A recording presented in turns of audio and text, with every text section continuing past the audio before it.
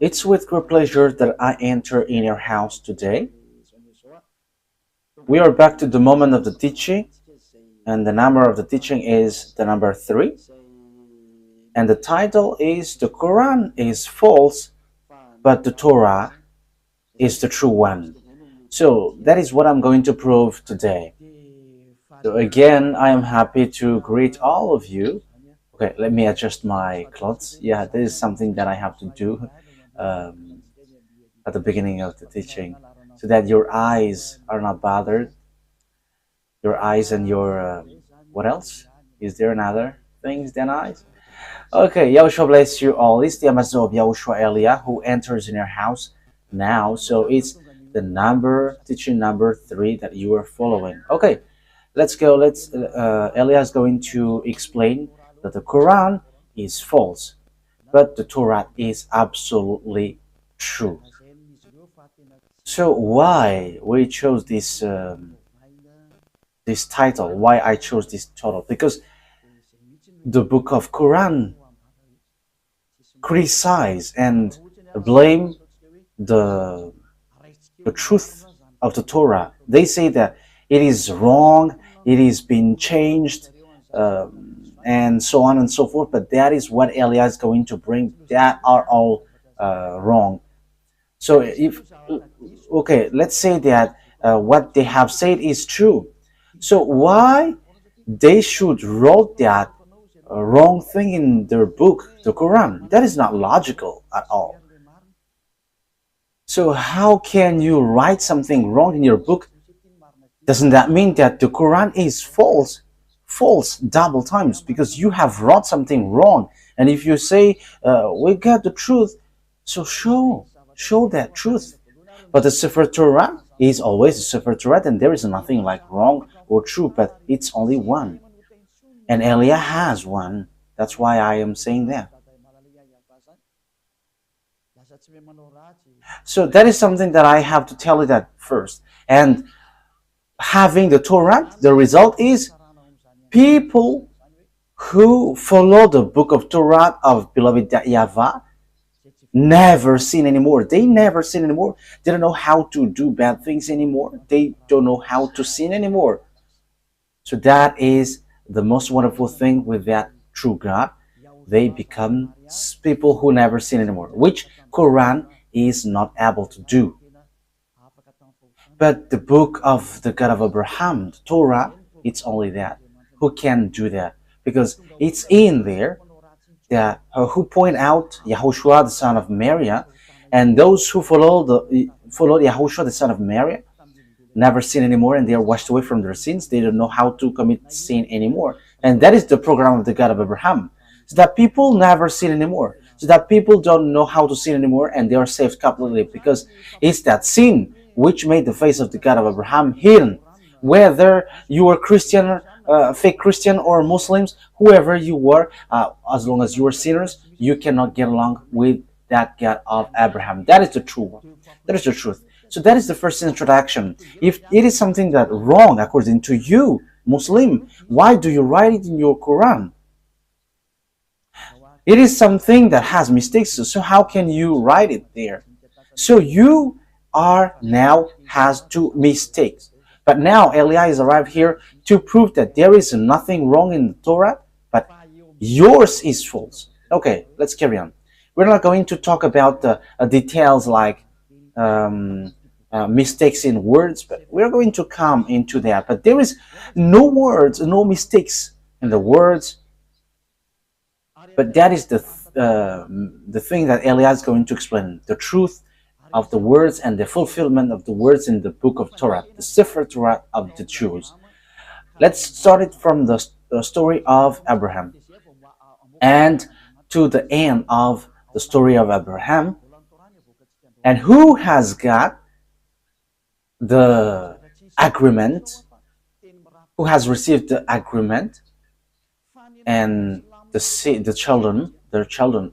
I'm going to explain that to you first, and after I give you the chapter and verse in the Torah. I'm going to give you first a chapter and verse in the Torah to tell you that there is no mistakes in there, but it's in harmony.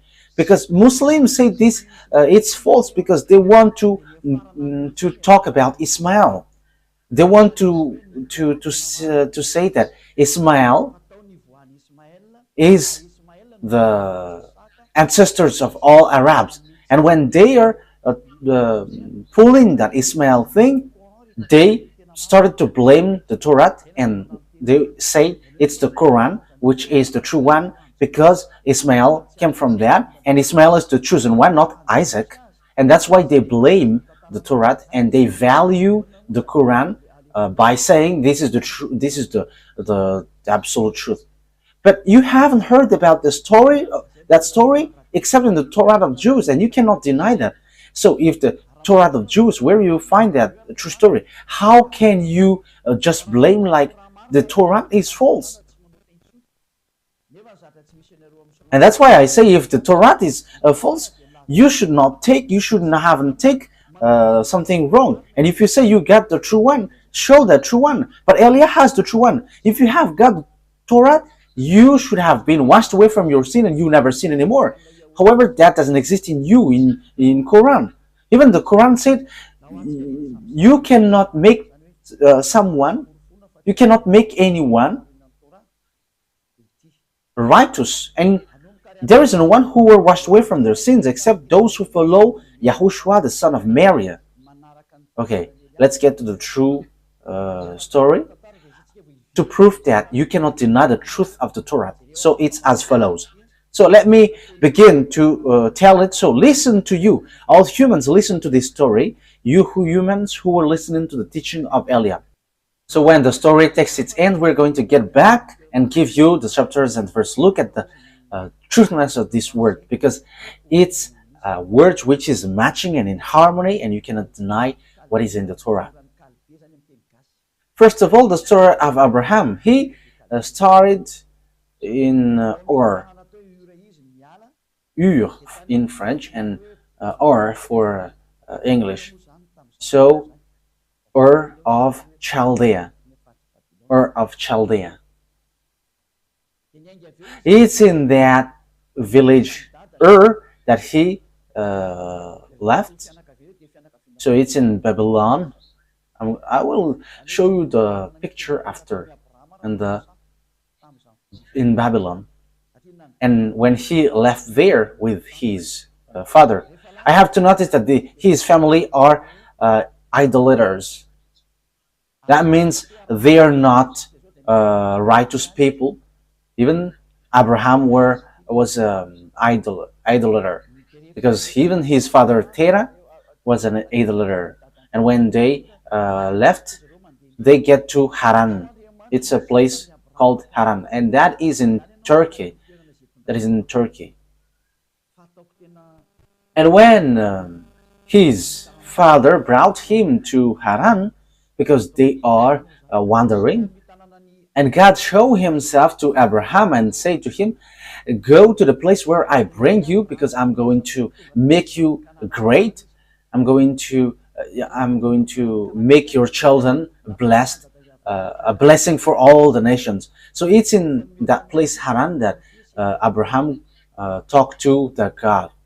And Abraham went and he reached to the Canaan land. And when he reached there, Father YAHVAH showed him that Canaan, and Father YAHVAH said, I have given this place to you and to your children. Yeah, there was no precision at that time. Which children? Because Abraham gave birth to two sons. One is Isaac and one is Ismail. He hasn't got children yet. That declaration has been given to him. And after they went to Egypt, because there was a terrible famine and there is nothing that they can eat. But in Egypt they can find something to eat. So Abraham went to Egypt and he found Hagar there, because he went there in Egypt. And when the famine has gone away, Abraham went back to Canaan. And when he went back there, he dwelled in Hebron, in a place called Hebron. So that it's where he end his trip. So when that story that I have told you was finished, God said, "It's through your children that all the blessing for all nations will come." But he hasn't got children yet at that time. So he was like, "Who will receive that blessing? However, I am already old." And Sarah took Hagar at that time, and she said, "Because we cannot have children, and we got a slave woman, so have children, have a child with her, and when you got child from her, is going to inherit." So Abraham asked God, "Let Ismael be alive in you to get that inheritance, as you have told me that it's through my children that all the blessing will come up." So Father YAHVAH said, "No, your son Ismael is not going to inherit, but it's through your son, your own son, Isaac, that all the blessing for all the nations will come from." So that is a conversation between God and Abraham. So when time has come, Isaac was born. Yeah, because Ismael was already born before. And it's Isaac that God. Okay, wait.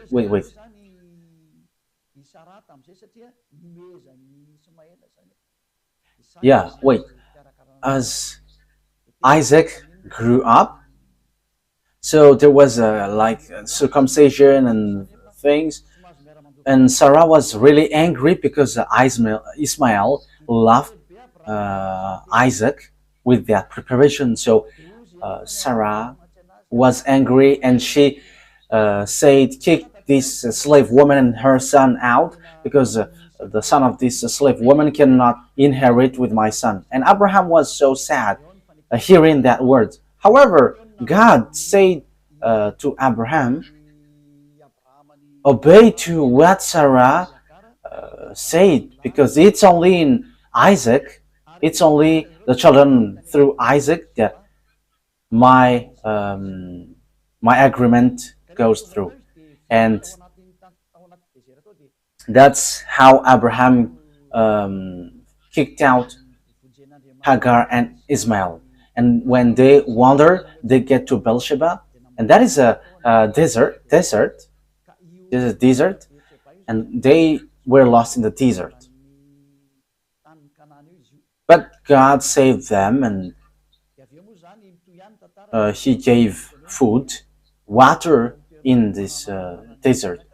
So in this Beersheba, it is below-ish of the Canaan land.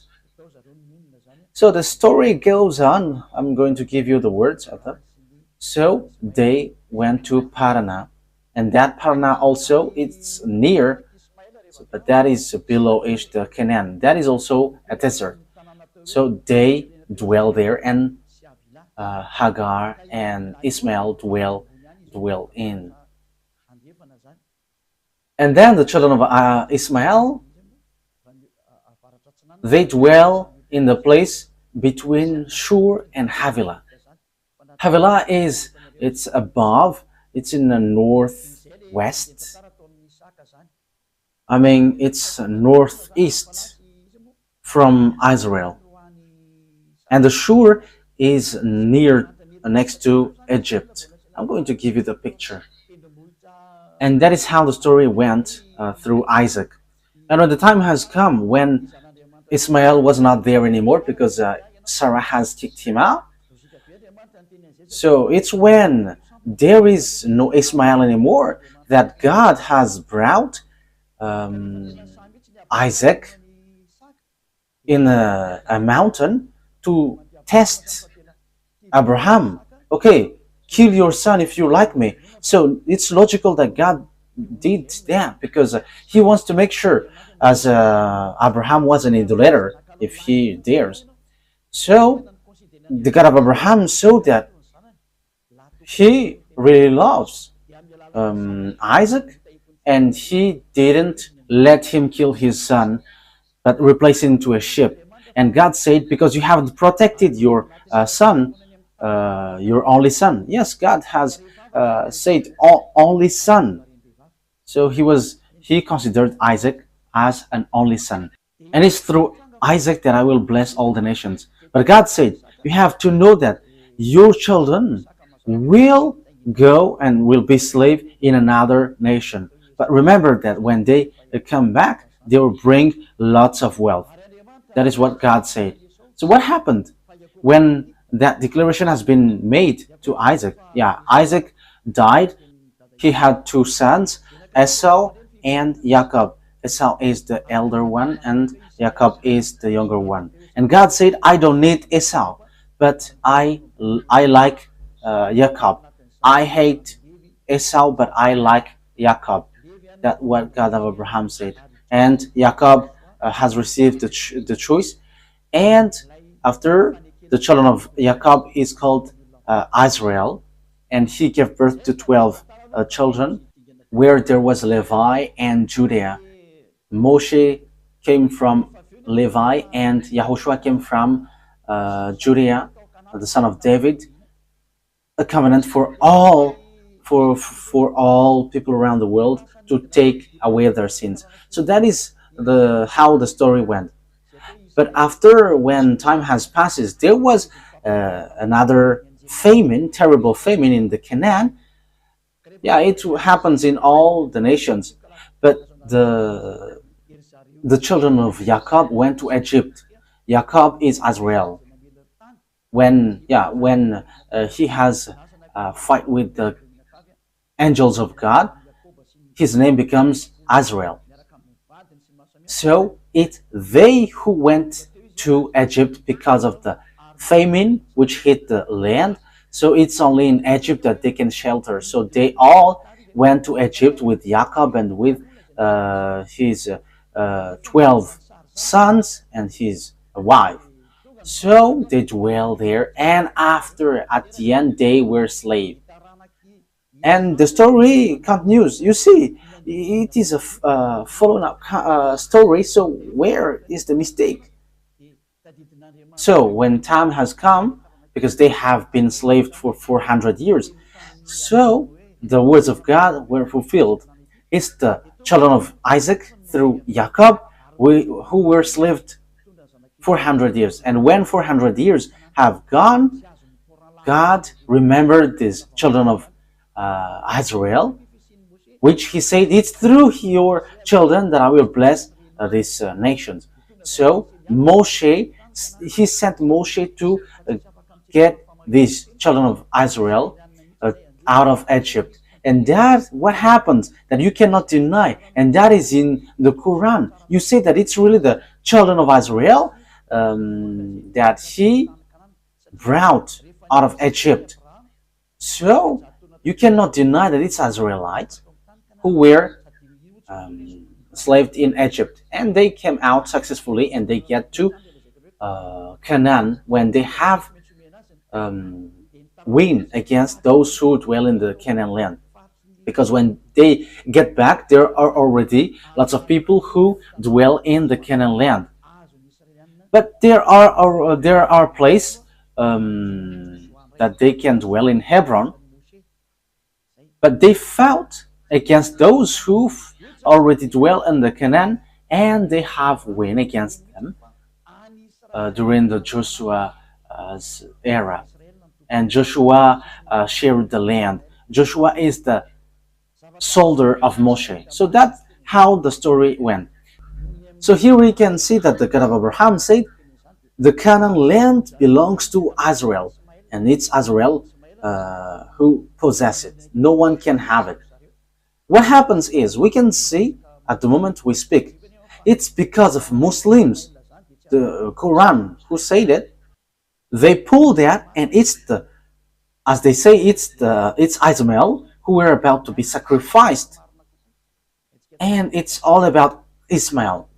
Let me notice Ismail is not Arab, but Ismail is Chaldean, is Babylonian. We know that the state of Babylonian is so strong at that time, where we can find Nebuchadnezzar. They have their own civilization, and it's the children of Ismail, because the children of Abraham is Chaldean, and his mother is Egyptian. So Babylonian, Chaldean, and Egyptian. So there is nothing to do with Arabs. So here, as I said, in Shur, near Egypt, and pass through Assyria, it's a little bit above. So they reach to Havilah, near to Turkey. So that's how Ismail's story went. He didn't get down to Arabs' territory. However, Quran took that and they say that it's Ismail who is the ancestor of Arabs. And they just have pulled that and they were like, the Canaan land belongs to them, not anyone else. Okay, so because the children of Israel went back to Israel and everyone there were losing against them. So it's obvious it's the children of Israel who choose to inherit Israel. So in the side of Ismail, they are wrong by saying that the Canaan land belongs to them. So Canaan is with Cisjordania, Lebanon, Syria, and all around. So that's what happens at the moment. Who fight against children of Israel, and they are not happy towards Israel, children of Israel. So around Israel, they're all Muslim.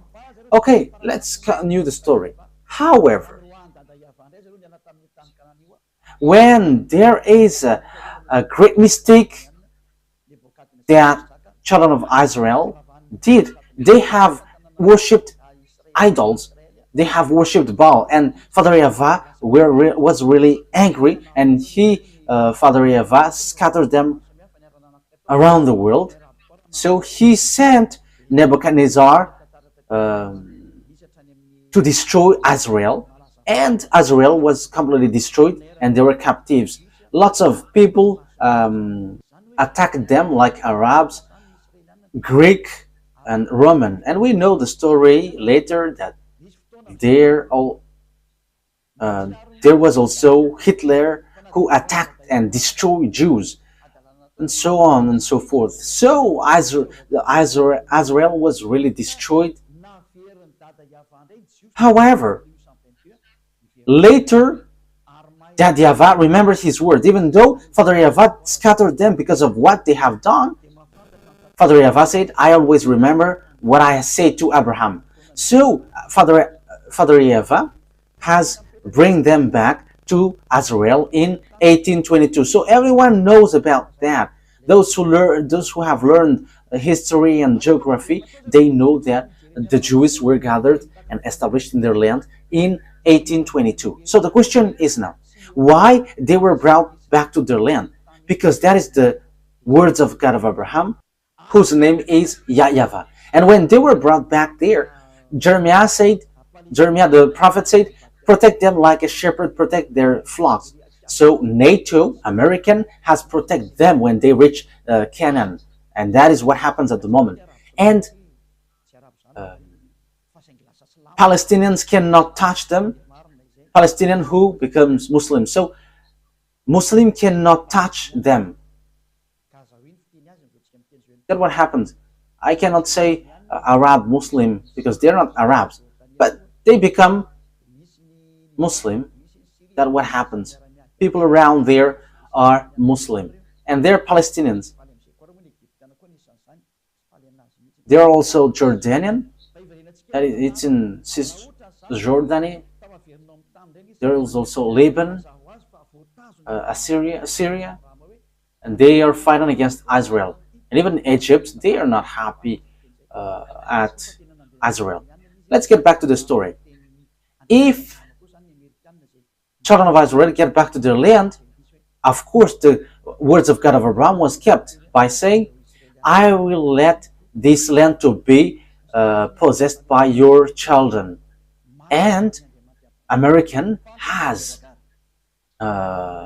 fulfilled and justified the word in Jeremiah chapter 31 verse 10, protect children of Israel like shepherd protect his flock.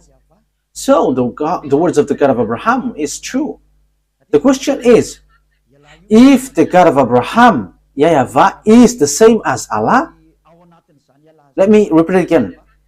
If the God of Abraham, YAHVAH, is Allah for Muslim, because they say that Allah is the greatest one, and in Allah that there is YAHVAH, the Almighty. So according to what they say, the God of the Arabs engulf all the gods, and even YAHVAH, the God of Abraham, is engulfed in Allah. That is what they think, but that is not the truth. So according to them, if people call YAHVAH, it means Allah. But if Allah is YAHVAH, why do Arabs fight against Israel when they get back to their land? Why Muslims fight against Israel, children of Israel? But they fight one another because Allah and YAHVAH cannot get along, so they're not agreeing each other. So if these two descendants, children of Israel and Arabs, has only one God, I will explain after that. Ismail is not Arab. Those who say that are wrong. If we say that these two descendants have one God, the same God, the God of Ismail, that you think is Arab, but that is not the truth. But the God of Arab, who gave the Quran, if the God of Arabs is the same as the God of Jews, YAHVAH, Muslim and Israeli should not fight each other because they're worshiping one God. So why do they fight each other? But they're fighting each other until now and non-stop. Israeli and Muslims, Arabs. That means that the God who brought the children of Israel are different from the God of Arabs. They are completely different, but you Muslims forced it to be the same because you have stolen the story, the teaching in the Sefer Torah, because you want to be the descendants of Ismail. So that is how it ended up. So answer that question: if Allah, God of Quran, and YAHVAH, God in Torah, are the same, if they are the same, why do you fight? Why don't you accept that the land of Canaan is yours? That's why you were fighting against Israeli. But Israeli, children of Israel, they are fear by protecting their land. Whoever touched their land, they're hit. They hit. I am not protecting them, but they have despised Father YAHVAH. If they haven't despised Father YAHVAH, maybe something else has happened. But okay, that is the story and the truth of the words to prove to you that the Quran is false. And that is different, completely different from the Torah, because they're fighting each other. However, beloved, YAHVAH brought the children of Israel to the Canaan. So if that YAHVAH is the same as Allah, why Father YAHVAH fight against Allah? Allah, the God of Arab, Muslim, why do they fight? They fight because Allah is not the same as YAHVAH. They're not equal. But Allah is the God of Arabs in the Quran, which is already false and fake. But YAHVAH is the God of the Jews, who justifies his word until now. The Canaan land belongs to them, so it's obvious Allah is false. Allah is fake, but YAHVAH is true. Because it's about a swindling. It's just swindling the words of the God of Abraham. It doesn't match with what they said, which is in the Quran. You see, if the God of Abraham and the God of the Quran is the same, they should not fight. Because you cannot deny what is inside of the Torah. Because it is said the word is made for the descendants of Abraham. So if he put Azrael there, so they should not fight. But they fight because the God of Muslim is not YAHVAH, but Allah. And YAHVAH is the God of Azrael. And they cannot accept because this land belongs to them. And Arabs cannot deny that until now. That is the proof that YAHVAH is the truth and that YAHVAH is the mightiest, because they cannot fight against Israel until now. And the Quran is completely false, because what they said, like Ismail inherit Canaan, that is not logical. But and now Israel is really established, and until now. So Quran is completely false, because the words of God didn't get to the Quran, like in Arabs got the Canaan land, but the Canaan land belongs to Israel, and even Israelites get back to their land in 1822. So it's been 200 years ago. It's 200 years ago. So as conclusion, to finish the long words, it's obvious that the words of God is true.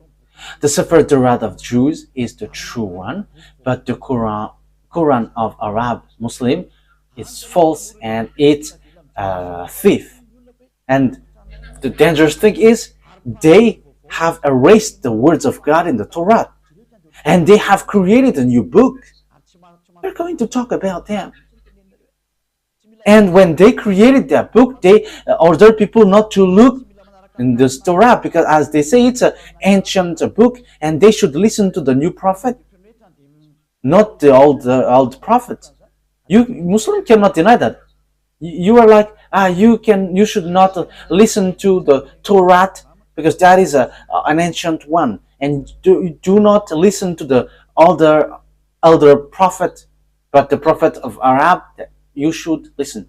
You're just forcing thing, but that is something wrong. Okay, let's follow up it with a picture and with chapters and verse. Okay.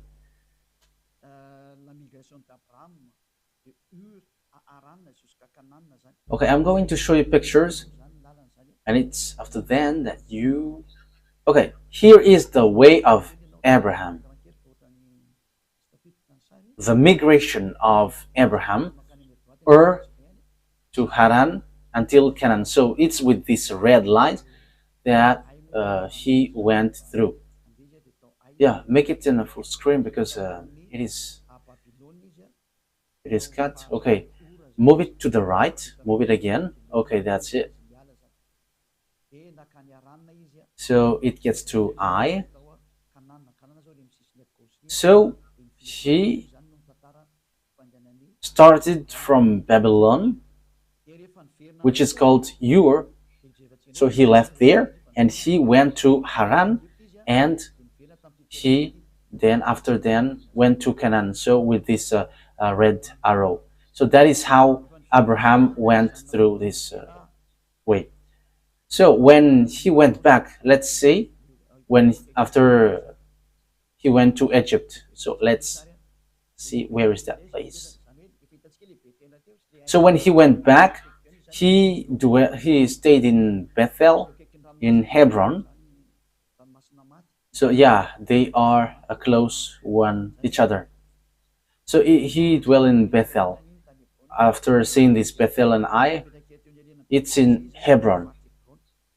It's near the Black Sea, Dead Sea. So here is the Hebron that I have talked to you.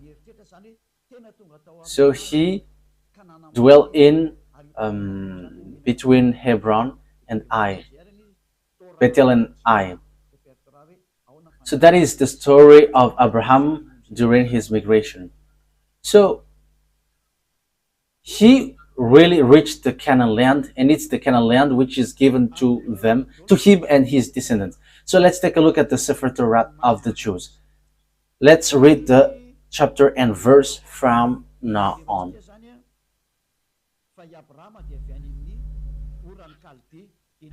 So you can take down this chapter and verse to explain the true words.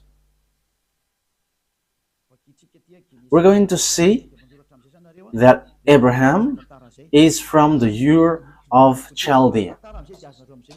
Genesis 11:31. Genesis 11:31. So you take down when that story is clear. Yeah, it must be told as story so that you understand well the thing. Terah took his son Abraham, his grandson Lot, son of Haran, and his daughter-in-law Sarai, the wife of his son Abraham, and together they went out from Ur of the Chaldean to go to the Canaan. But when they came to Haran, they settled there. So that is what I have shown to you. So Haran is next to Turkey. So that is it. Okay.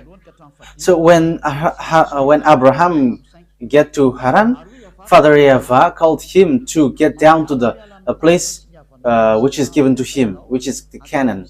So let's read Genesis 12 verse 1 to 5. Genesis 12, 1 to 5. YAHVAH had said to Abraham, "Go from your country, your people, and your father's household to the land I will show you. I will make you into a great nation." So 1 to 5. "And I will bless you, I will make your name great, and you will be a blessing." So you will be a blessing. So it's through his descendants that this world will be blessed.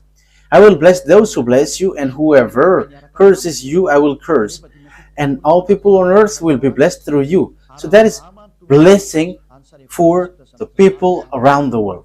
So Abraham went as YAHVAH had told him, and Lot went with him. Abraham was 75 years old when he set out from Haran. He took his wife Sarai, his nephew Lot, all the possessions they had accumulated, and the people they had acquired in Haran. They set out for the land of Canaan. They arrived there. So they went to Canaan as the picture I've shown to you before. I think that's clear. I think that is already clear for all of you. So they went to Canaan. They reached Canaan according to what God said. "I'm going to bless you here, and it's through your descendant that I will bless all the nations." And beloved, YAHVAH said that it's the descendants of Abraham who will inherit him in this Canaan land. But there is no precision at the time which of his descendants, because he hasn't given birth yet. So we can see that in Genesis 12:8, that we can see God has given declaration that it's through your descendants that I give this land. So 12:7, YAHVAH appeared to Abraham and said, "To your offspring I will give this land." So he built an altar there to YAHVAH, who had appeared to him. So Father YAHVAH said, "This land belongs to your offspring, your descendants." So which one of the descendants of Abraham owns the land? But let's the story goes. Let's see another story.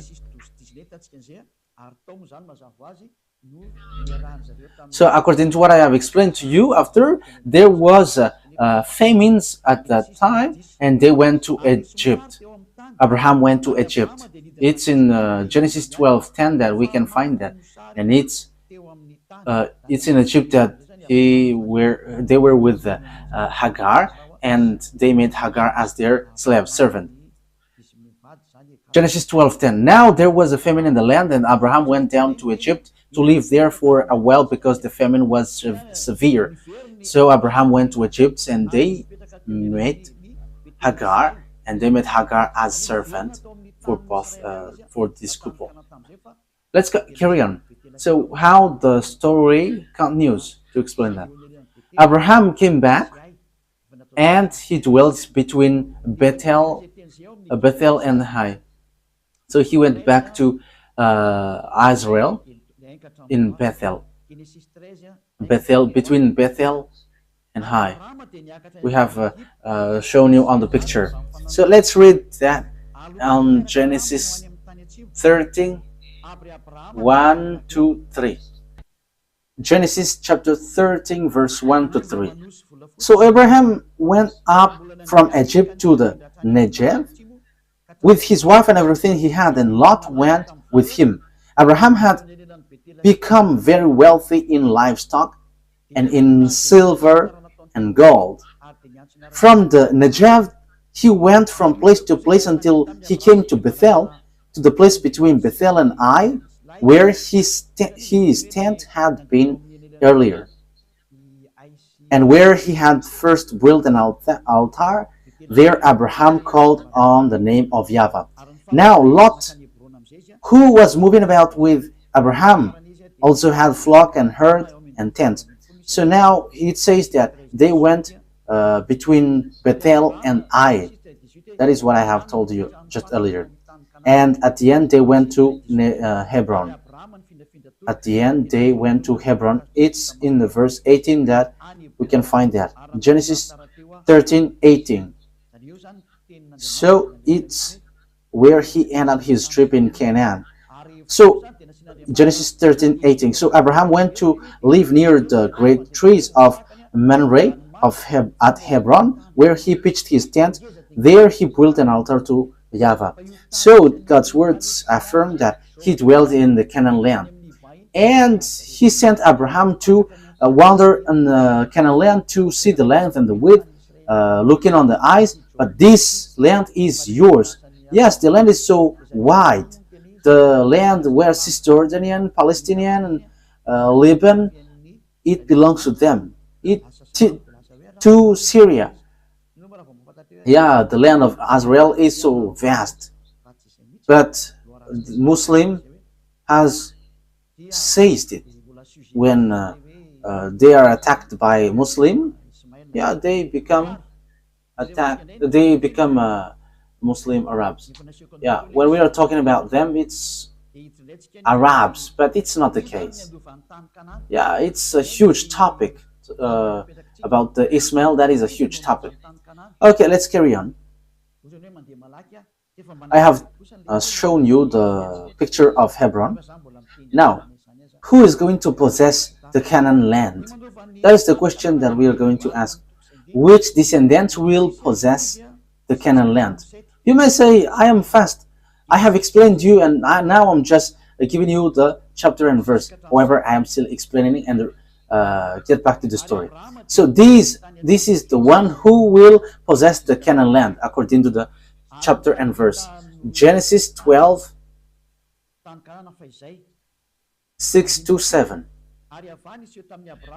Abraham traveled through the land as far as the site of the great tree of Moreh at Shechem. At that time, the Canaanites were in the land. YAHVAH appeared to Abraham and said, "To your offspring I will give this land."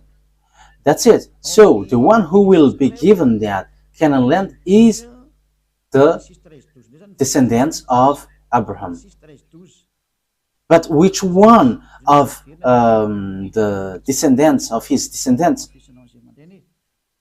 In Genesis 13:12, we're going to read that. Genesis chapter 13, verse 12. We're going to read. You may say, yeah, it keeps repeating. Yeah, that is not a problem. It's an emphasis. Abraham lived in the land of Canaan, while Lot lived among the cities of the plain and pitched his tent near Sodom. Now the people of Sodom were wicked and were sinning greatly against YAHVAH. So the children of Israel dwell in the land of Canaan. So we're going to see what is the words of Father YAHVAH about this land. Well, whose land is where Abraham dwelt. So Genesis chapter 13, verse 14 to 17. Abraham said to Abram after Lot has parted from him, "Look around from where you are, to the north and south, to the east and west." So it's in Hebron. Look around from where you are, to the north and the south, the east and west. All the land that you see, I will give you and your offspring forever. So, the land of Canaan is given to the offspring of Abraham. But who's going to possess this? So, let's read on verse 17. Go, walk through the length and breadth of the land, and I'm giving it to you. So he is sent to look around, go to see the land which is given to him. So that is a promise that YAHVAH has promised to Abraham. So it is well established that this belongs to Abraham. It's so wide, from north to south, to east to west. So everything that you can see, it belongs to you. The land is so wide, so huge. Okay, let's get to another situation. The question is, who among the descendants of Abraham that he has given birth, who will possess the land? But that is the problem until now. That's why this war occurs. That's why I told you, this God, Allah and YAHVAH, are not the same. Allah is the fake God of Muslim, for Arabs. I have told you, I have proved you how he is wrong. And I have given you also the God of Abraham, which goes through Isaac and Jacob. So let's continue the words. So whose descendants will possess this? Genesis 15. We're going to read the verse 4 first.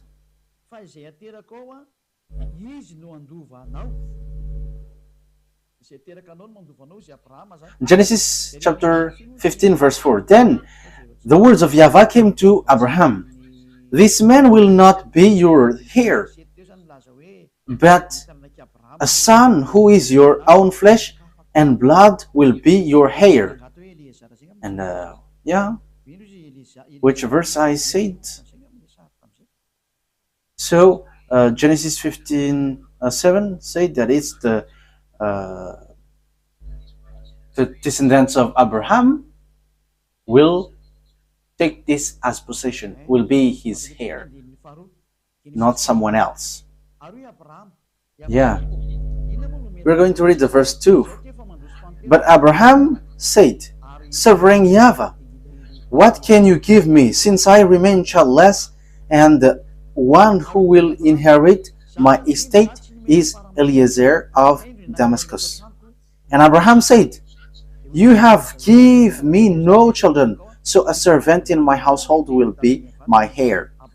Then YAHVAH said, No, he's not going to be your heir, but it's your own son who will be your heir.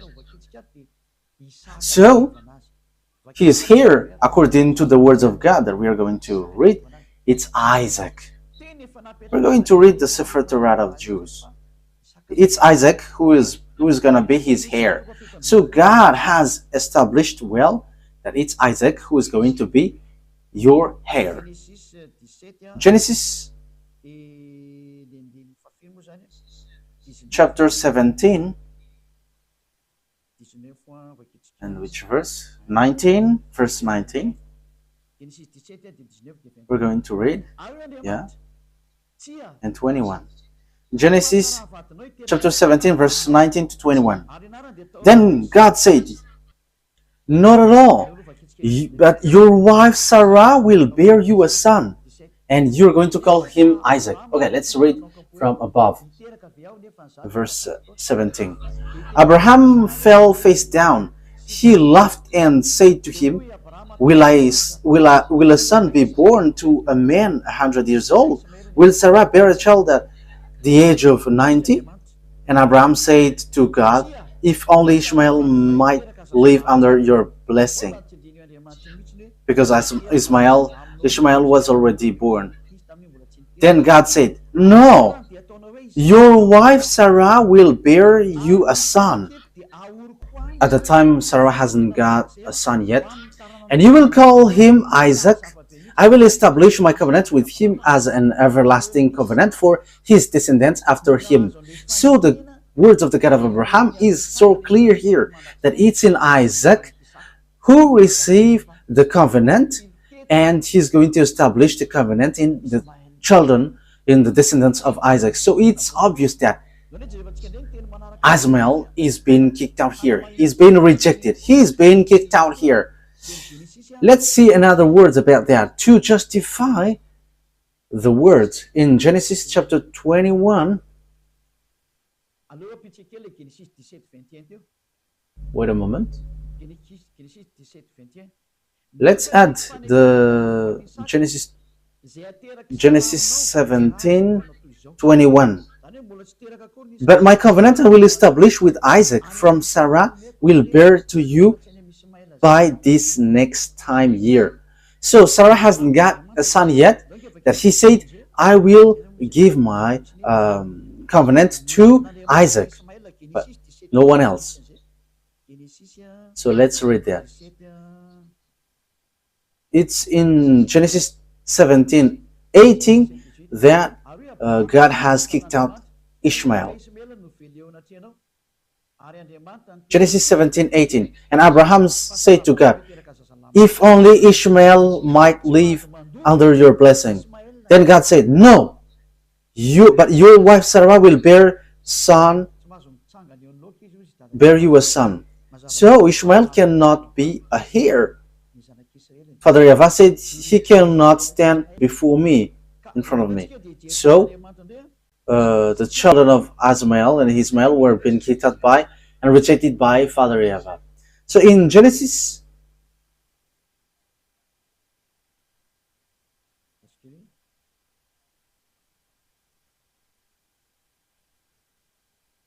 wait a moment.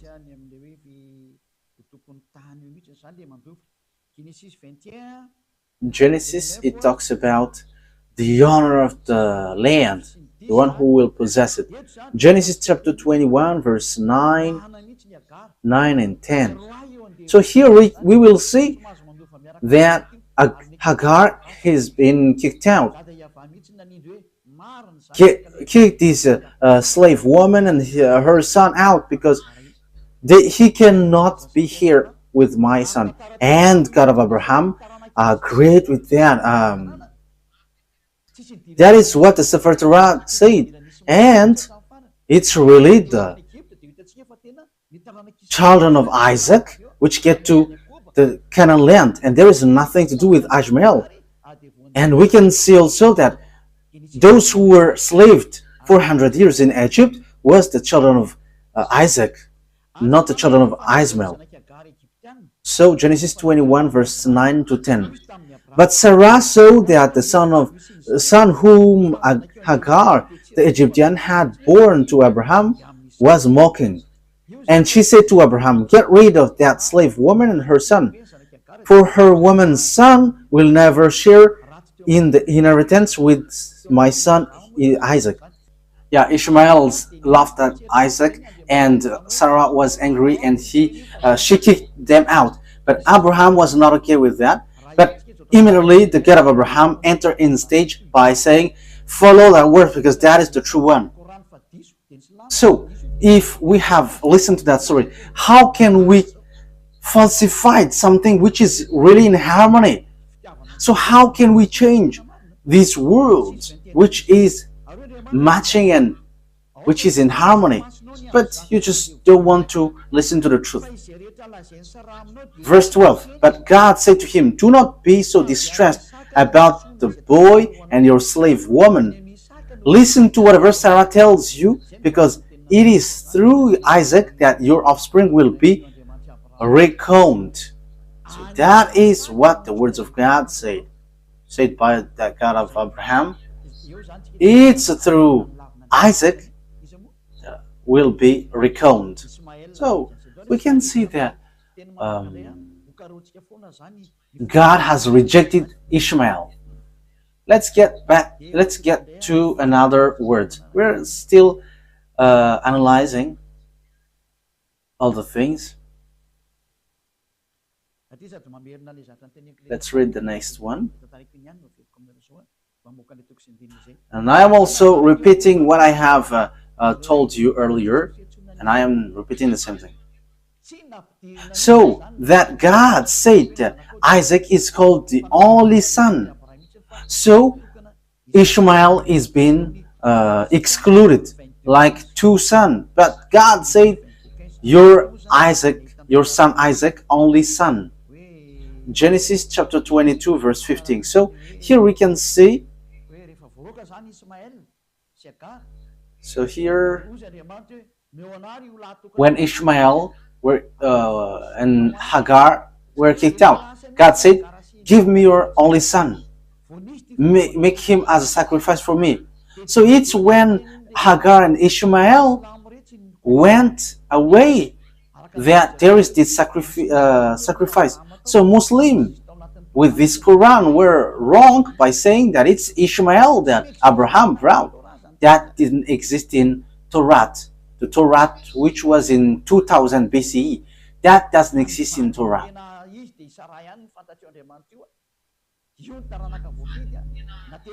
But the real wife is Sarah, and that is the chosen offspring. And it's through his womb that I accept, and it's Isaac.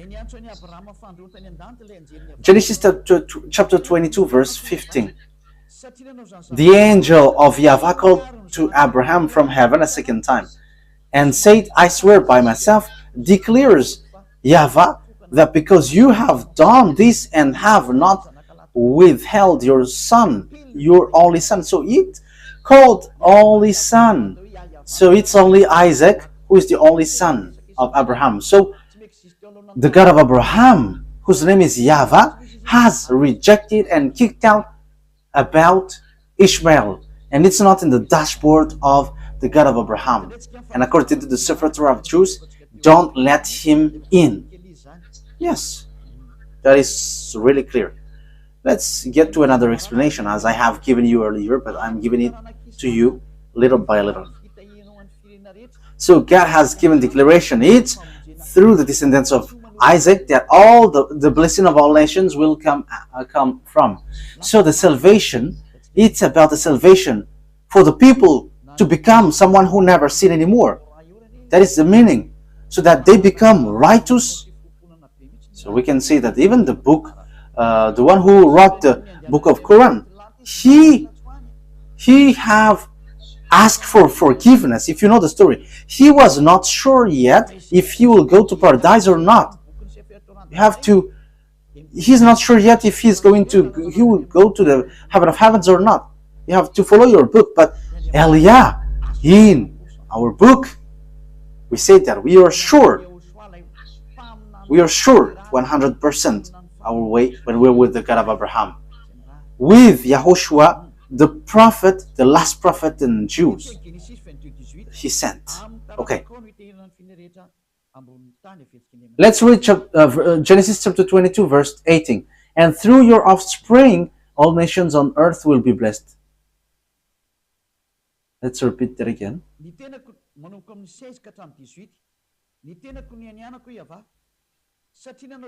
So from the verse 16 to 18. And said, I swear by myself, declares YAHVAH, that because you haven't done this and haven't protected your son, your only son, it's Isaac, I will surely bless you and make your descendants as numerous as the stars in the sky and as the sand on the seashore. Your descendants will take possession of the cities of their enemies, and through your offspring all nations on earth will be blessed, because you have obeyed me. So it's clear, the offspring is Isaac.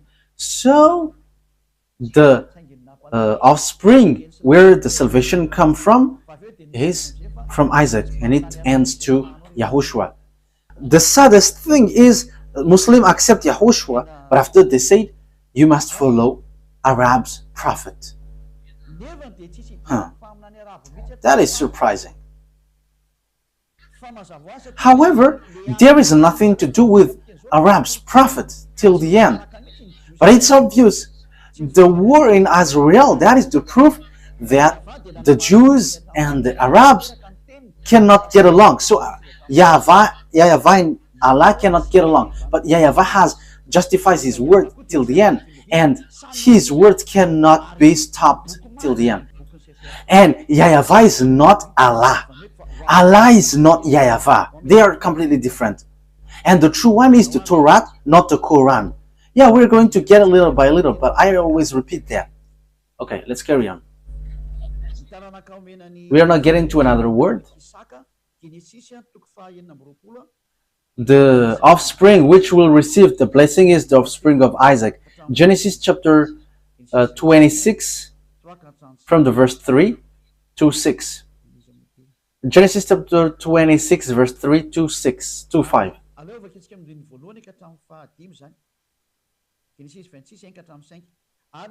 Let's start from the verse 1 to 5. Genesis 26, 1 to 5. Now there was famine in the land, besides the previous famine in Abraham's time. And Isaac went to Abimelech, king of the Philistines, in Gerar.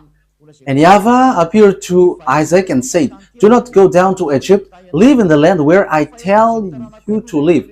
Stay in this land for a while, and I will be with you and will bless you. For to you and your descendants I will give all these lands, and will confirm the oath I swore to your father Abraham. I will make your descendants as numerous as the star in the sky, and will give them all these lands.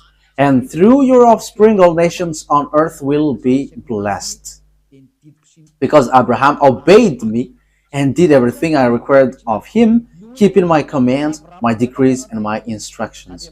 So here it's clear that as Abraham has obeyed well to his God, YAHVAH, so that YAHVAH has kept his word, I will bless him. So here Abraham told to Isaac in Genesis 26 again, Bereshit for Sefer Torah, in Sefer Torah.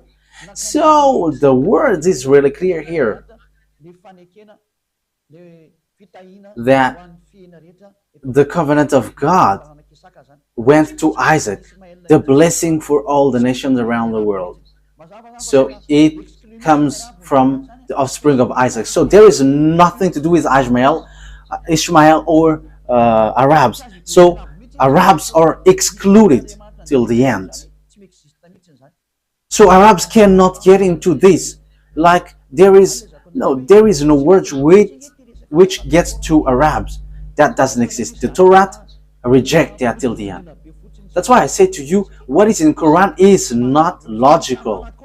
There is kinds of strong manipulation, because here it's your descendants who will be blessed, and that is in the Sefer Torah of Jews. So what kind of words which is being manipulated if we are listening? What kind of words which is being manipulated if we are hearing this story of Abraham? Even the whole word, the whole book, it's in harmony. There is nothing that you cannot touch or modify. So how can you Muslims say it in your Quran that there is falsified words? There is something which has changed there. What has been changed? Even there is a long words and which was in harmony. So what can you change? But let's carry on the words. Genesis, where have we left? Okay. So the blessing went to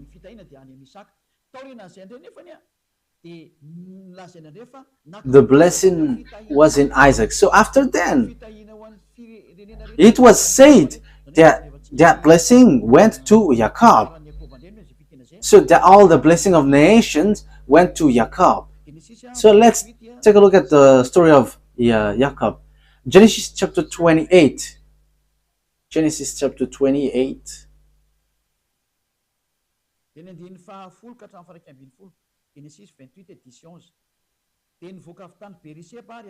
So Genesis 28 verse 10 to 11. Jacob left Beersheba and set out for Haran. When he reached a certain place, he stopped for the night because the sun had set. Taking one of the stones here, he put it under his head and lay down to sleep because it's already night. And he had got a dream, and he saw the angel of God going up and down. So in the verse 13, God YAHVAH has shown to him. There above it stood YAHVAH, and he said, I am YAHVAH, the God of your father Abraham and God of Isaac. So how can you say that this is falsified? It is really well established, God of Abraham and God of Isaac. So it's the book of the Jews, you cannot touch it. So it is said, I'm going to give you Jacob this land. Your descendants will be like the dust of the earth, and you will spread out of the west and the east to the north and to the south. All the people on earth will be blessed through you and your offspring. So here it's through your descendants that the all earth will be blessed. So here there is no mistakes in the words of Father YAHVAH, but it is really matched in harmony. And it is said that it is made for the descendants of Abraham, went to Isaac, went to Jacob. So here, this is the sign which is given to you. Let's read that sign. Okay? Remember that the descendants of Jacob, which is called Azrael also. Okay, let's read that. In Genesis chapter 32, verse 39. So here, where the name Azrael comes up. What? Where is that?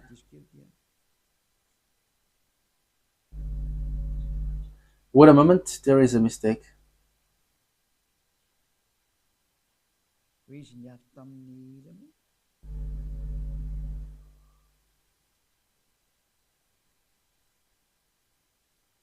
When he fought,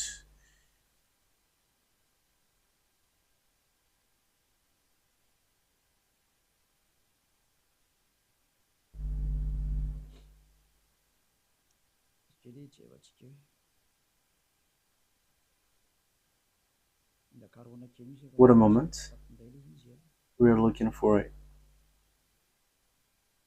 I must look for it because I have lost it. Genesis chapter 32,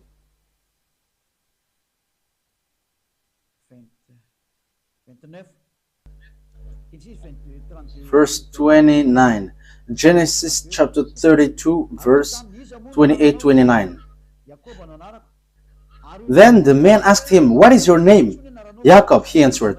Then the man said, your name will no longer be Jacob, but is Israel, because you have struggled with God and with humans and have overcome. So God, the God of Abraham, has changed the name of Jacob into Azrael. So from then, Azraelites are called Azrael. So that is the children of Isaac, children of Jacob, children of Isaac, children of Abraham. So that descendants would be slaved in Egypt, according to the words of God.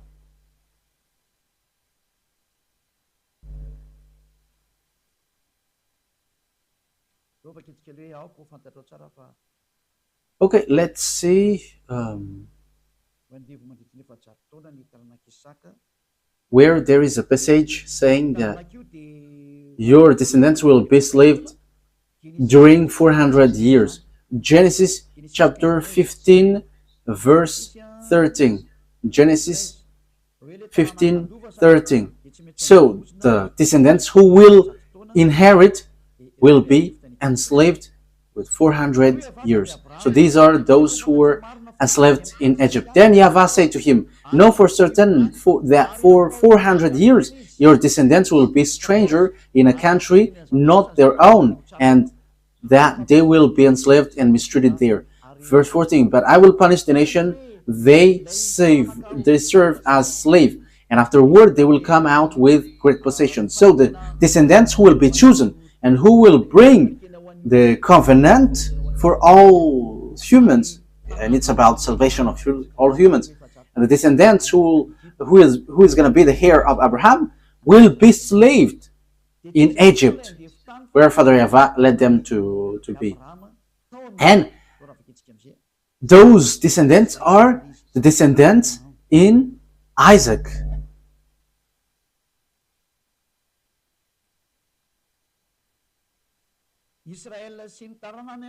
Azrael and his offspring were enslaved in Egypt according to Genesis chapter 46, verse Genesis chapter 46. Okay. Genesis chapter 46, verse 1 to 7. So Azrael set out with all that was his, and when he reached the Beersheba, he offered sacrifices to the God of his father Isaac. And God spoke to Azrael in a vision at night and said, Jacob, Jacob. Here I am, he replied. I am God, the God of your father, he said. Do not be afraid to go down to Egypt, for I will make you into a great nation there. I will go down to Egypt with you, and I will surely bring you back again, and Joseph's own hand will close your eyes. Then Jacob left the Beersheba, and Azrael's sons took their father Jacob and their children and their wives in the cart the Pharaoh had sent to transport him. So they went to Egypt, and they brought everything that they had in Egypt. Verse 6.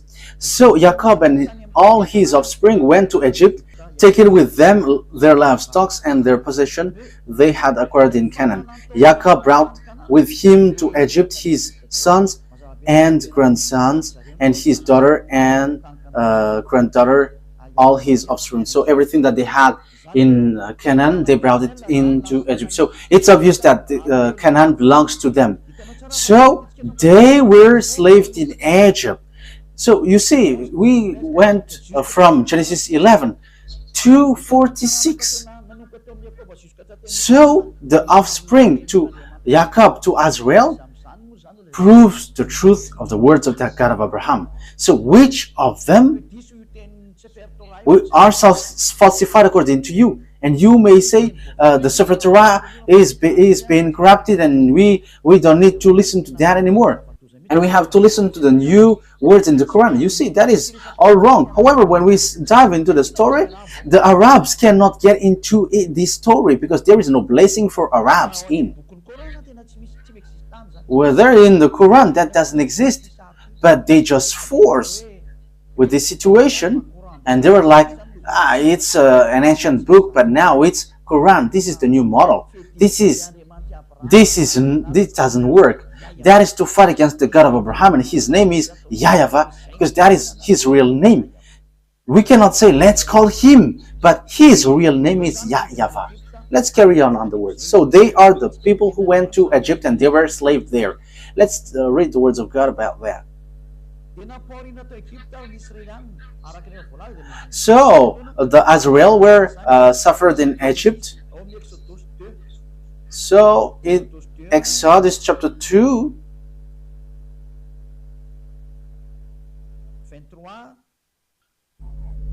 (23 to 24). So we must follow this story so that we know and we can see the mistake in the Quran, which despised and rejected the Sefer Torah of Jews, so that they can establish the prophet that they must follow. That is the reason. They were like, get this aside. This is the new book. Follow the new prophet. Don't listen to the previous one anymore. However, when we are listening to the story in the Torah, it's obvious that the descendants of Ishmael are being kicked out. There is nothing to do with Arabs. So in the Quran, it's a trap just to reject the Sefer Torah of Jews, which is the word of the God of Abraham, YAHVAH. So That is unaccepted. That's why Eliah come to bring the glory of beloved YAHVAH back. Yeah, the teaching is a bit long. I'm not going to cut it until the words ends, because you're already listening carefully, listening to its end. Exodus chapter 2 verse 23 to 24. Genesis 2 23, 24. During that long period, the king of Egypt died. The Israelites groaned in their slavery and cried out. And their cry for help because of their slavery went up to God. And God heard their groaning, and he remembered his covenant with Abraham, with Isaac, and with Jacob. Now it keeps repeating the covenant in Abraham, Isaac, and Jacob. So there is nothing to do with Arabs. There is nothing to do with Ishmael, but that is just a made-up story, so that people don't follow the Sefer Torah of Jews, but will follow a fake God. And God looked on the Israelites and was concerned about them. And he remembered, this is the word that I have told to Abraham. So God has looked over them. So when it reaches more than 400, it's approximately 430 years. So the words was being fulfilled. Exodus chapter 12 from the verse 37. We're going to read it. Exodus chapter 12. Oh. Exodus chapter 12.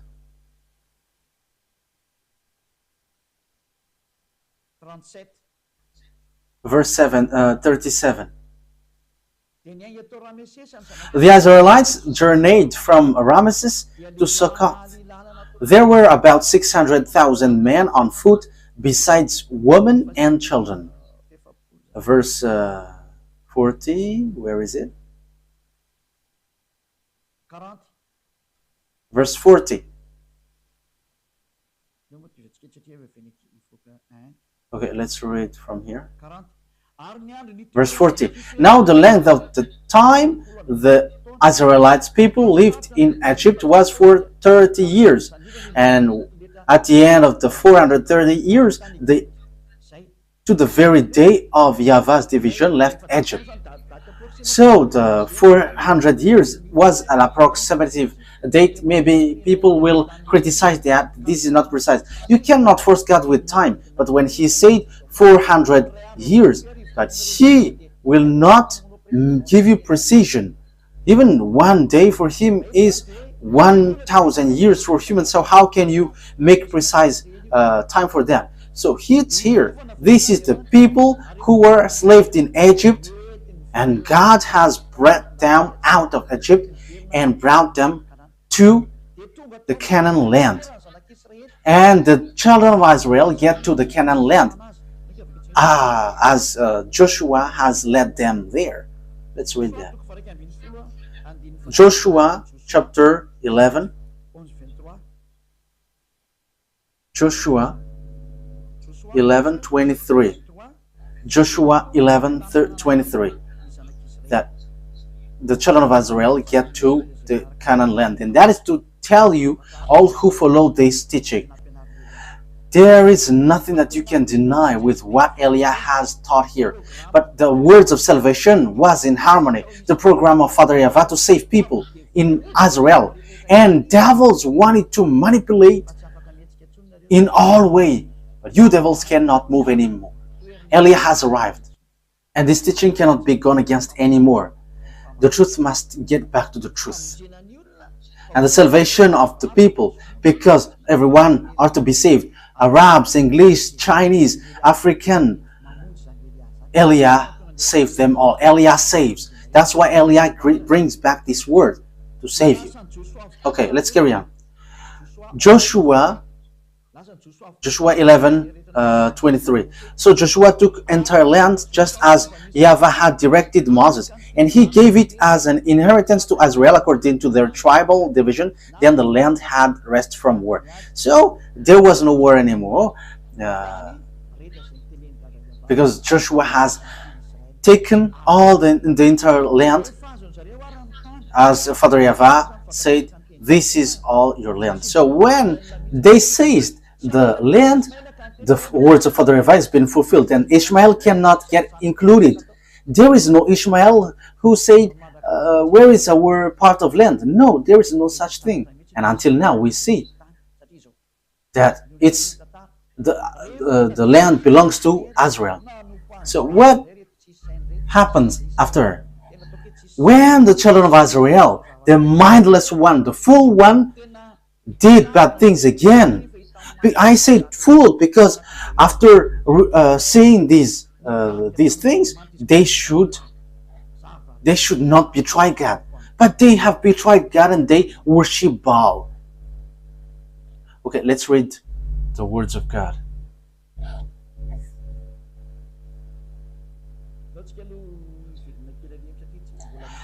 Now I would like to get back to the topic who was being sacrificed, because we have seen that the word is in Isaac and Jacob, and we're slaved in Egypt and we're brought back to Israel. So who is being sacrificed? And until now we can see that the land belongs to Israel. So who is being sacrificed in the Mount Moriah? Because it's the one who is being sacrificed there who possessed that word, and the one who were slaved who received that word. So the one, the descendants to be blessed are those who were slaved. So it's Isaac who is being sacrificed in the Mount Moriah.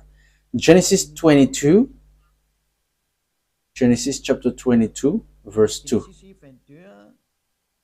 Genesis 22, 2.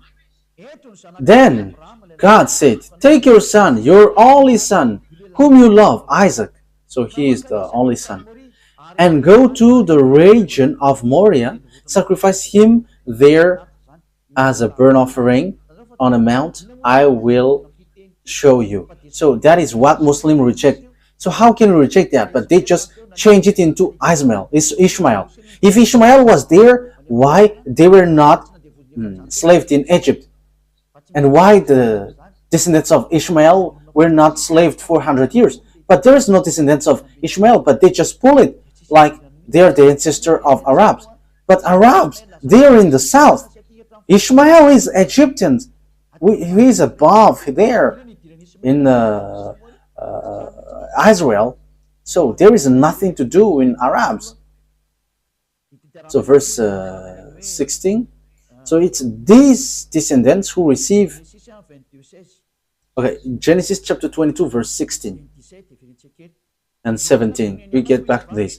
And said, I swear by myself, declares YAHVAH, that because you have done this and have not protected your son, your only son, I will surely bless you and make your descendants as numerous as the stars in the sky and as the sand of the seashore. Your descendants will take possession of the cities of their enemies.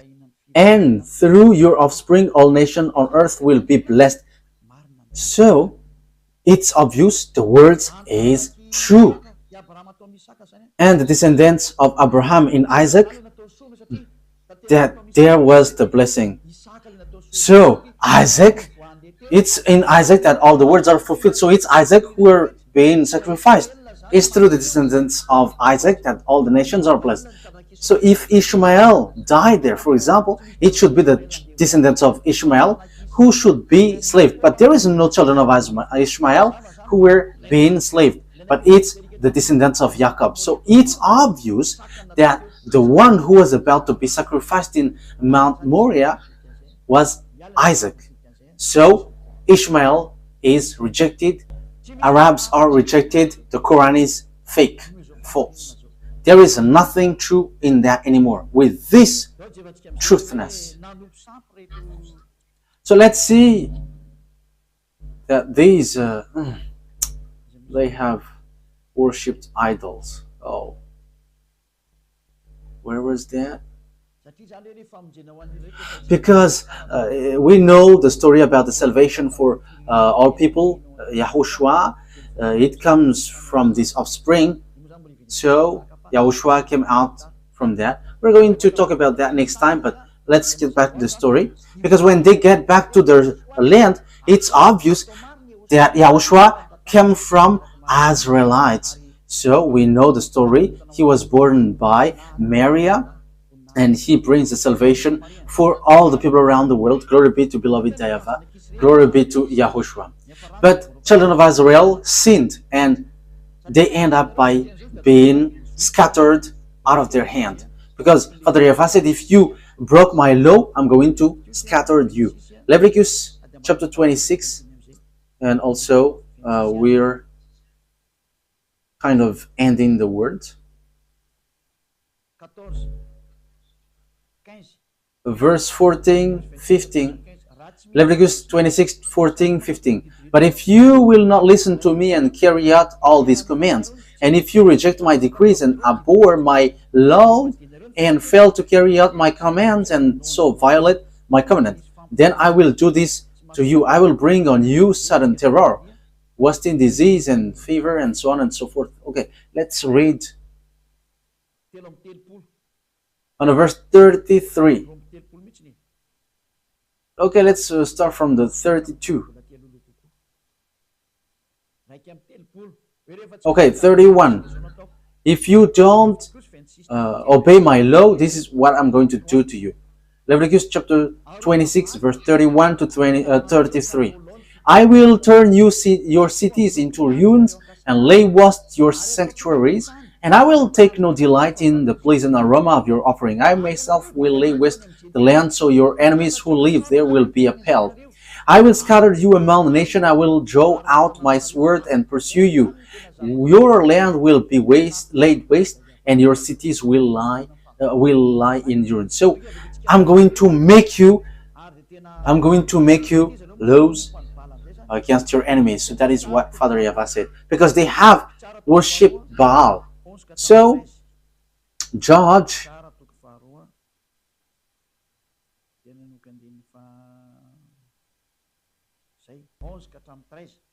Okay, Judges chapter 2, verse 11 to 13. We're going to continue to 14 if it's okay.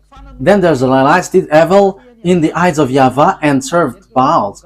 They forsook YAHVAH, the God of their ancestor, who had brought them out of Egypt. They followed and worshipped various gods of the people around them. They aroused the anger of YAHVAH, because they forsook him and served Baal and Ashtoreth. In his anger against Israel, YAHVAH gave them into the hand of riders who plundered them. He sold them into the hands of their enemies all around, whom they were no longer able to resist. So that's it.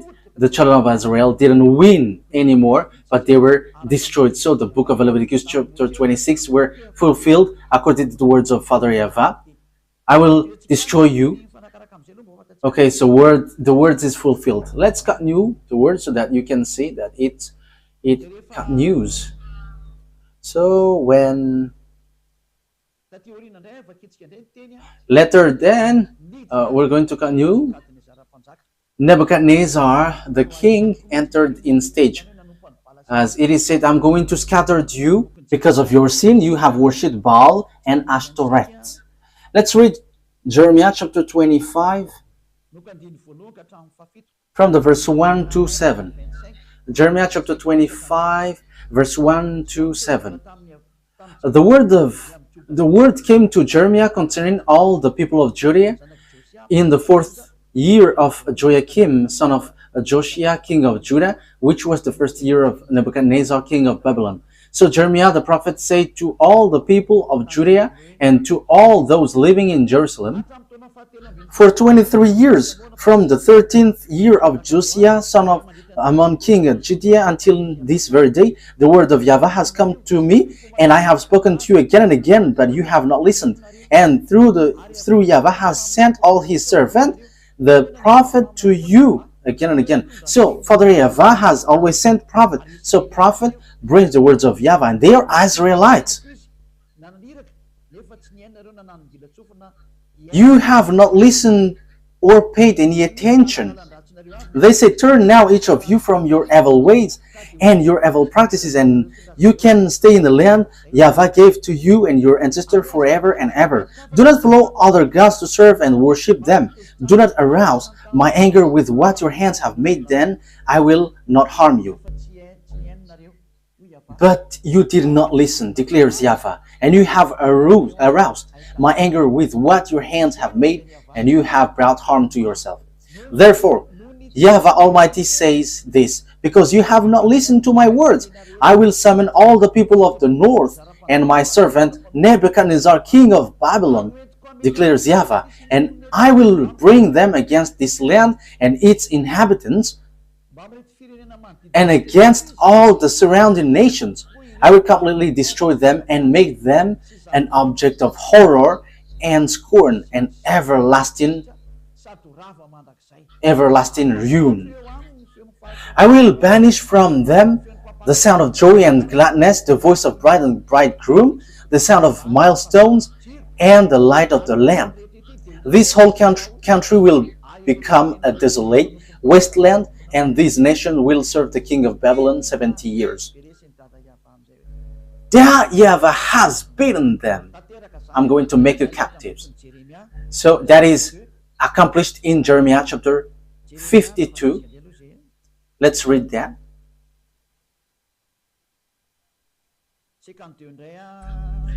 Jeremiah chapter 52,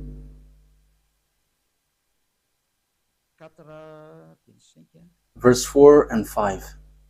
Jeremiah chapter 52, verse 4 and 5. So in the 9th year of Zedekiah's reign, on the 10th day of the 10th month, Nebuchadnezzar, king of Babylon, marched against Jerusalem with his whole army.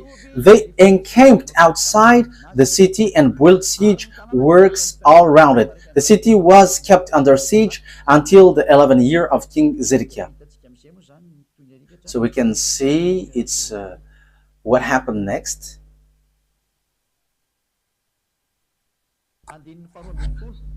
Verse 12. 52, verse 12 to 14. On the 10th day of the 5th month, in the 19th year of Nebuchadnezzar, king of Babylon, Nebuzaradan, commander of imperial guard, who served the king of Babylon, came to Jerusalem. Verse 13. He set fire to the temple of YAHVAH, the royal palace, and all the house of Jerusalem. Every important building he burned down. The whole Babylonian army, under the commander of imperial guard, broke down all the walls around Jerusalem. Nebuzaradan, the commander of the guard, carried into exile some of the poorest people and those who remained in the city, along with the rest of the craftsmen and those who had deserted the king of Babylon. So Babylonians have made children of Israel captives. So the words of the beloved YAHVAH has said, I'm going to make you escape. I'm going to make you captive. So the words of beloved YAHVAH cannot be gone against. So you who are listening, don't fight against him. YAHVAH is different. But Father YAHVAH remembered, because they were scattered, because from then Israel were attacked by people and they were destroyed again. But Father YAHVAH remembered his word to Abraham, and he has made declaration in Jeremiah, the prophet Israelite prophet. He said, "You who have scattered Israelites, gather them back to their land and protect them as a flock." So that has been fulfilled in 1822, and American and NATO protect them now. That is being fulfilled, and the words of prophet is again true. Jeremiah chapter 31, verse 10. Now the words of Father YAHVAH has repeated, I will always give their land. Hear the words of YAHVAH, you nations, proclaim it in the distant coastlands. He who scattered Israel will gather them and will watch over his flock like shepherd. So whoever scattered Israel, gathered them. So these worlds have gathered them because of what happened to Israel. And now American is the chief, the leader who led the children of Israel back to their land through the League of Nations at that time. So it was in 1822, and they have got independence in May 14th. I don't remember the date. It was a long time ago. Okay, so later, as children of Israel have received independence, so they become country. So the words of Father YAHVAH is being fulfilled. The words is true. The declaration is true. So the words, the truthness of the words is undeniable. So the Sefer Torah is true. Father YAHVAH kept his word, because Jeremiah the prophet, he was in 500 BCE. The words of Father YAHVAH is in 2000 BC, and it has applied in 500 BC, and it has really fulfilled in 1822. The Jews have gathered back into their land. So that is really fulfilled. Jeremiah 31:10. Who can fight against that YAHVAH? That YAHVAH has sent Elia, so the truth is being brought back. All about him is being brought back. His glory and his truthness. You cannot stop his truthness. All humans must prostrate before that YAHVAH. He is the God. That is the truth. YAHVAH is his name. There is no one who can fight against him. You must get aside. Allah, get aside. You cannot get into that anymore. I give you the proof. When we are looking into the story, the children of Israel get back to their land. That is the words of the prophet, Israelite prophet. And it's the Israelite prophet that Moses has told. It's a prophet, Israelite like me, that you must listen. So the words of the prophet Jeremiah has been fulfilled. The children of Israel get back to their land. So who among you can say that the words of the prophet of Arabs or English or Chinese has authority? That has no authority. That has no authority, because it is said it's the words of the Israelite prophet, which has been accomplished from Abraham to Moses to Jeremiah, and it has been fulfilled in American and to the world, the whole world. So the question is, if the children of Israel get back to their land, and we have seen that. That is, I'm getting back to my previous explanation. If Allah is the same as YAHVAH, the Muslim and children of Israel should not fight against each other, because it is said you are going to inherit the land of Israel. So if Allah is same as YAHVAH, Palestinian Arabs or whoever around Israel should not fight against Israel. They should welcome them. But why do they fight each other? They're fighting each other because Muslim Arabs and Israelites cannot agree. Because Arabs say that the land belongs to them. As proof, they built mosques in Israel, Mosque of Omar, because they say that Ismail has been sacrificed and they built mosque. That is something that you cannot deny. And that's how you say that it's your land. Yeah, the Mount of Zion is the Mount of Moriah. So it's your mosque, which is the proof. And you insist that this Canaan land is yours. Israel is yours. And you don't accept them to dwell in. As proof, you built mosque. Why do you fight against Israel? If YAHVAH is equal Allah, you should not fight. You should applaud and welcome the honor of the words. But you fight against each other and you kill one another until now, and even you do some kamikaze. Arabs has done kamikaze. I am telling you, stop that. Look at the truth. Be conscious now. As long as you kill Israelites and you cannot agree one another until now, the God of Abraham is really and completely different from Allah. And you cannot equal YAHVAH to Allah. You cannot mix Allah and YAHVAH. YAHVAH is really separated. And YAHVAH sent Elia. He sent YAHOSHUAH, he sent YAHOSHUAH. And he is really different. YAHVAH is the true God. He keeps his word. And when he says all the Arabs are kicked out. The Arabs cannot move. Where is Allah because Allah, the God of Arabs, said Ishmael is the owner of the covenant. But how? Where is Ishmael who get Israel? Even Ishmael is not Arab. You forced him to be Arab, but he is not an Arab. He is not an Arab, but you forced him to be an Arab. The Muslims are Arab, but he is not an Arab. But he is Chaldean, he is Babylonian, and Babylonian is not an Arab, because in the time of Babylonian there is already Arabs. But Arabs are not Babylonian, and Babylonian are not Arab, but they are different. We are going to talk about that next time. Now we are still in the teaching. But here it is really clear that the God of Jews, Abraham, YAHVAH is his name, and he is really and completely different from the God of Arabs, whose name is Allah. And when they are different from one another, it's obvious Quran is no longer accepted, but it must be the Torah of Jews which brings the truth.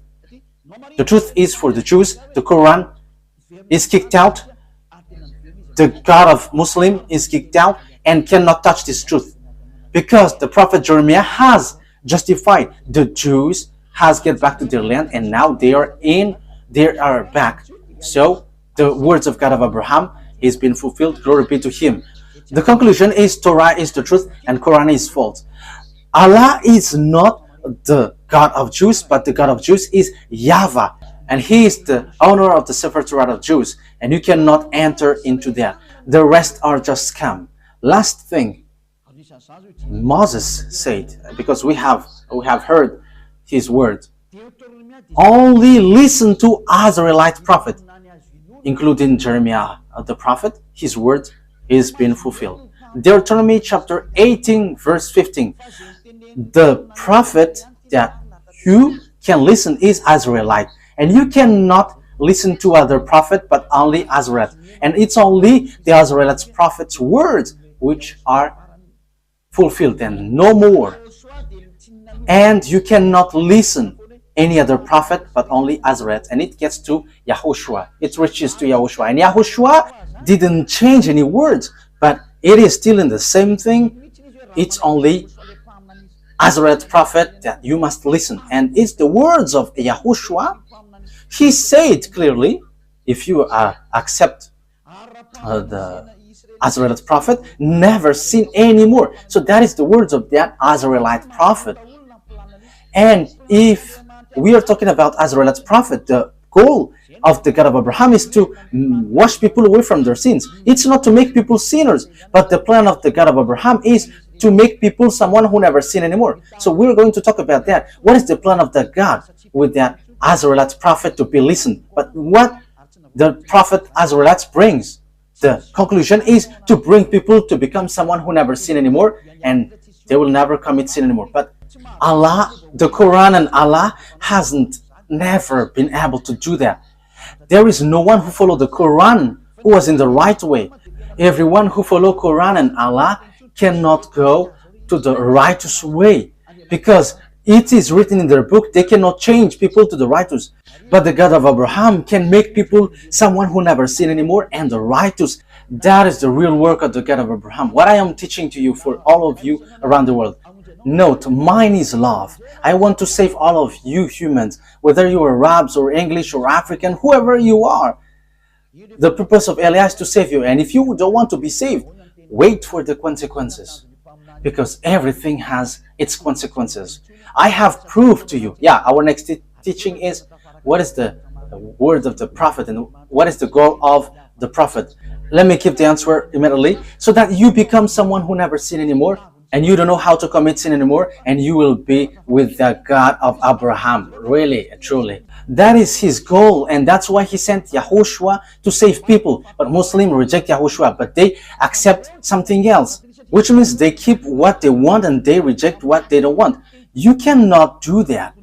The words he gave is the truth, but it's you who don't know how to go along that, and that's why you say that it's wrong. And all the words are true, and the owner of the words has arrived. And Eliah brings the glory of the honor of the words. YAHVAH is his name. And the truthfulness of his words must be brought back to him. And everyone must prostrate before him. All the gods must flee before him, because the honor of the authority and the burning fire has arrived. YAHVAH is his name. And he sent his son, Eliah, that is his name. Yes, I am his son. Who do you want me to be? When he is the creator, and as he is the creator, he gave birth. And now he sent his servant, bringing the truth. And those who follow Eliah never sin anymore. If you want that, follow us. If you don't want, wait for your consequence. And don't criticize these words anymore, because this is not yours. It's not you who are not the honor, who will criticize the honor of the word. But this belongs to Israelites, and we are the honor of the word, because we are already living being someone who don't know how to sin anymore. And when we don't know how to sin anymore, that is the truth. Okay, that is it. Yahushua bless you. The explanation was really clear that what the Quran has done is scam, because they took the words in the Quran, but the rest they destroyed. That is not good. But in the Torah, there is no mistake. There is no single mistake. And Eliah confirms that till the end. And we have proof to justify these words. Those who follow us never sin anymore. The God of Abraham, the God of Isaac, the God of Jacob, because that is the goal of that God. As long as it's a God who makes you sinners, it's a fake one, so get out of there. You will be lost in hell. You are deceived there. So those who make you sinners, they are fake. They cannot wash you away from your sin. They are fake. But the true one is the one who can make you someone who never sin anymore. And that is the truth. And he has the authority and the power. Glory be to the Almighty. YAHVAH is his name. Okay. Yahushua bless you. I hope that you have received the words. The last conclusion is the Quran is false. The Torah is the true one. That's it. And Allah will never be equal to YAHVAH. Allah is the God of Arabs, and there is nothing to do with Jews. So YAHVAH is the God of the Jews. Abraham, the God of Abraham and Isaac and Jacob. It's a God of Jews, not the God of Arabs. And now they are fighting each other because the Jews get back to their land, and now they are fighting until now. So Allah is not the God of Jews, and YAHVAH is not the God of Arabs. But YAHVAH is the God of Jews, and Allah is the God of Arabs. YAHVAH has the Sefer Torah, but Allah has the Quran. They cannot get along.